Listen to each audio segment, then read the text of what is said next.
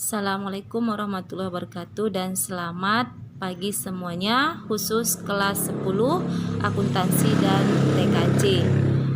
Hari ini kita lanjutkan materi PKN, yaitu tentang asas kewarganegaraan.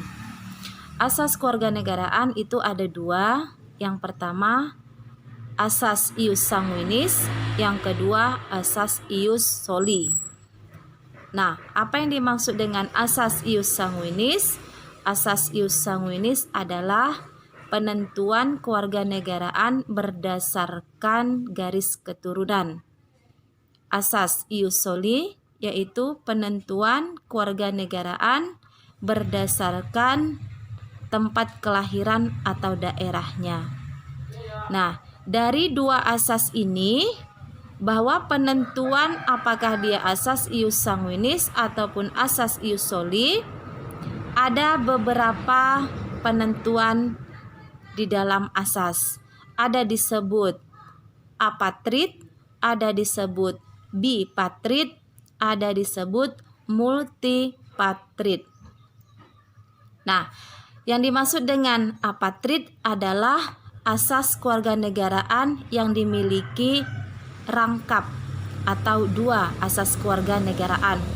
Misalnya, dia tinggal di Indonesia, ya, seseorang tinggal di Indonesia, tapi dia memiliki dua asas, yaitu dibawanya dari tempat kelahirannya, kemudian sampai dia di Indonesia tempat tinggalnya. Nah, ini biasanya oleh orang-orang seperti suku Tionghoa atau kita sebut orang Cina. Orang Cina datang ke Indonesia, ada yang bisnis atau berdagang, ada yang bekerja, bahkan ada yang sekolah. Nah, misalnya kuliah. Nah, dia tinggal di Indonesia, tapi dia bukan asli orang Indonesia, tapi dia adalah warga negara asing atau datang dari luar negeri. Nah, apakah asasnya tersebut dikatakan ius soli ataupun ius sanguinis? Tidak, dia disebut apatrid karena dia memiliki dua asas kewarganegaraan. Kemudian ada disebut bipatrid. Bipatrid ini adalah tidak memiliki asas kewarganegaraan. Dia tidak memilih salah satu asas kewarganegaraan, maka disebut dia bipatrid. Ini adalah orang-orang yang memiliki tugas masuk dan keluar dari sebuah negara. Ada disebut multipatrid.